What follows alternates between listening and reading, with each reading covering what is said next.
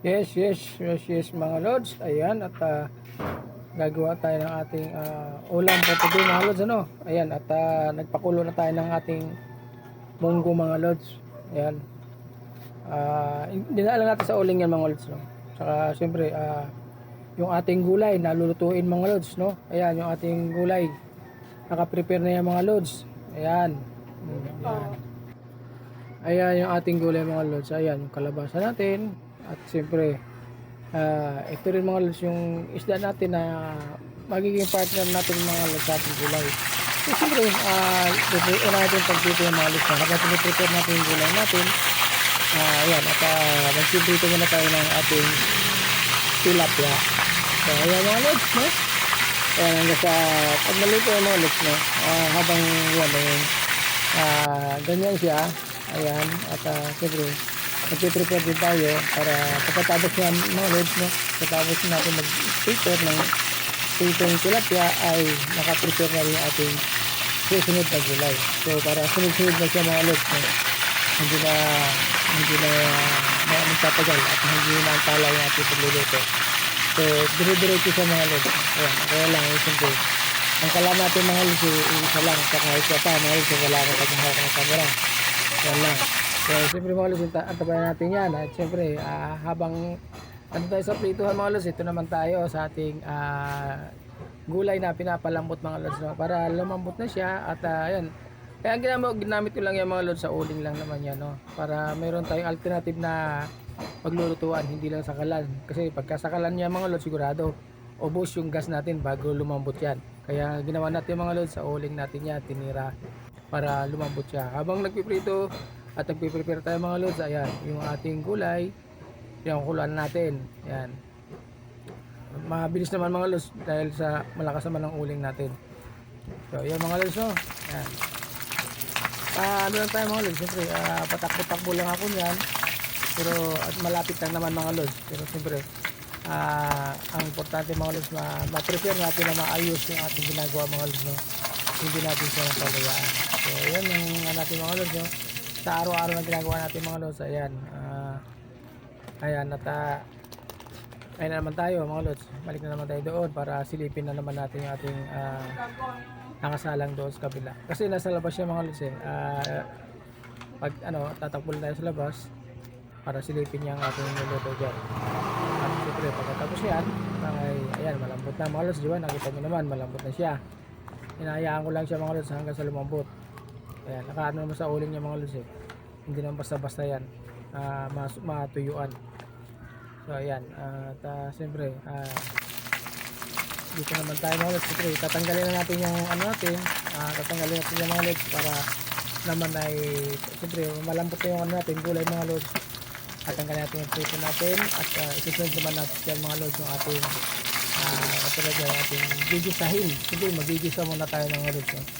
Ng ating dyan, ng ating sibuyas, kamatis yan, kamatis. Ano na lang natin kamatis ng lods para medyo lumambot-lambot siya. At siyempre pagka medyo okay na siya, sunod natin yung ating sibuyas yan mga lods. Okay na. Ano na naman, sunod lang mga lods, no? Siyempre talaga sa pagluluto, hindi nga pwede sabay-sabay mga lods, no? Meron talagang mauna at meron mahuhuli. So ayan mga lods, no? Ayan, susunod natin dyan yung ating sibuyas. Ayan. After ng sibuyas mga lods, no? After naman ng sibuyas, siyempre pag yung sibuyas natin, yung isusunod naman natin yan, piniprepare na rin natin mga lods, no? Yun nga ang harap sa mga lods, siyempre wala naman tayo paghahawak ng mga lods. Kumbaga, wala tayong paghahawak ng camera. Tayo ang mga lods, cameraman, tayo ang photographer, tayo ang action man, tayo lahat dito mga lods ang gumagawa. So, sarili nating sikap ito. So ayan, hindi ko sabihin, alala lang tayo, baka tumalsik yung tumalsik yung ating kawali ng algo kasi sige paghahalo natin. Ayan,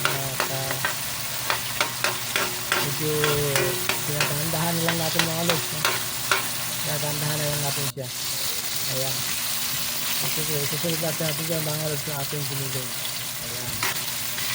Yung ating giniling mga lods, siyempre, ayan, yan yung ginigisa natin mga lods, ginigisa natin tapos medyo papula-pulahin natin yung mga lods. Pagka pula-pula na yan mga lods, At siyempre, sunod-sunod na yung mga lods. Sunod-sunod na yan hanggang sa ito ay malagyan natin ng tubig. So ayan mga lods, papula-pulahin natin yung giniling natin. Ayan. Mikos-mikos lang. Mikos-mikos. Kaya naman mga lods, mikos-mikos tayo. Ayan. At pag medyo mapula-pula yung mga lods, i-ano natin ating sinigyan. Nagiging tukuan natin mga lods. Hindi natin tukuan natin, no? Hindi ko na kita yung ano, hindi ko na nakita yung mga lods. Susunod natin yung ating tukuan mga lods. Medyo mapula-pula na siya.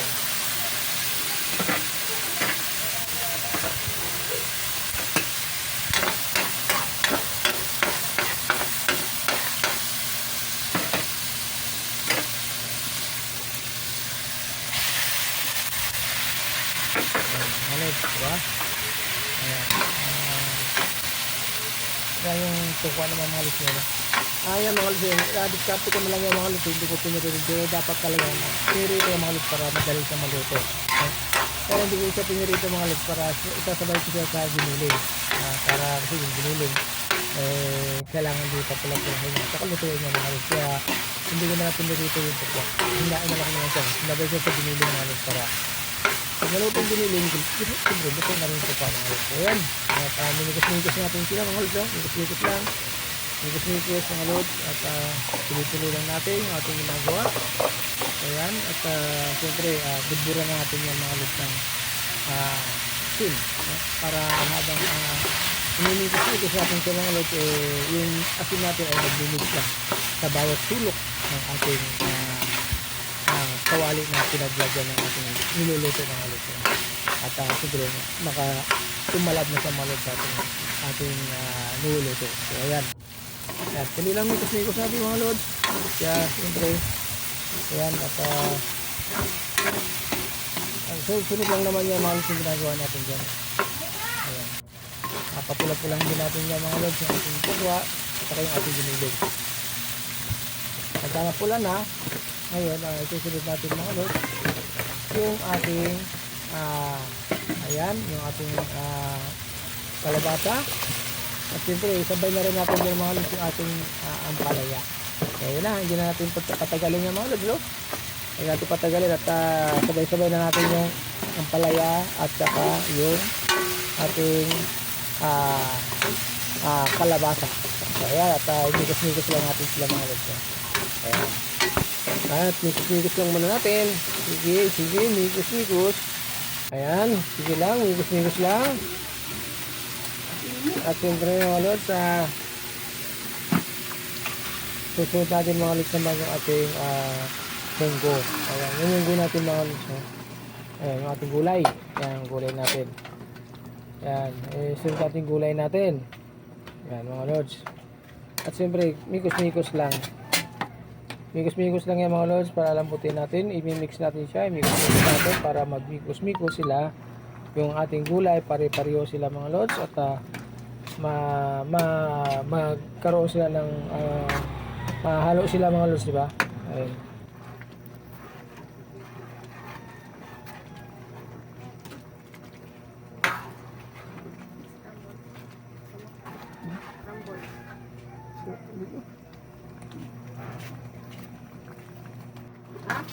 Kaya na mga lods, binibigyan natin siya ng mga lods, no? Ayun na, yung ating gulay. So, minikos-mikos lang natin yan. Ayan.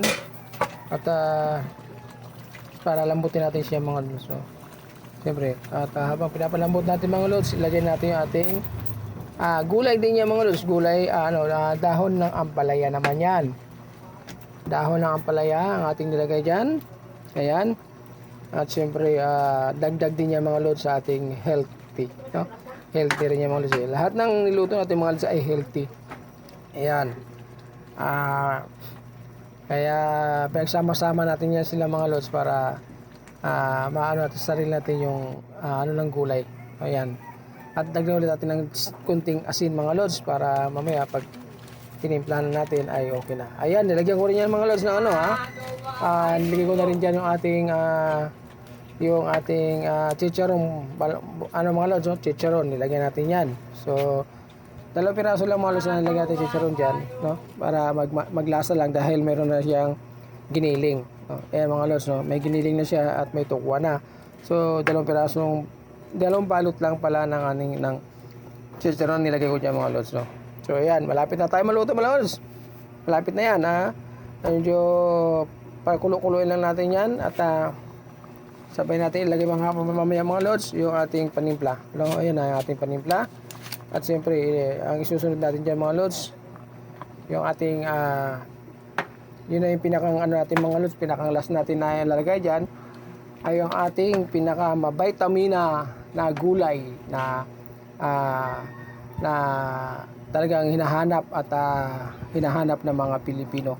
Pag may gulay, yun lagi ang hinahanap mga lods. So ayan, lalagay natin dyan yung ating pinakang huling ilalagay natin mga lods bago natin yung ating mga lods malunggay. Ayun, ang ating malunggay. Lalagay natin dyan mga lods yung ating malunggay. Kaya titikman lang muna natin siya. At yung malunggay, kinukuha ko na yung malunggay mga lods. Ayan.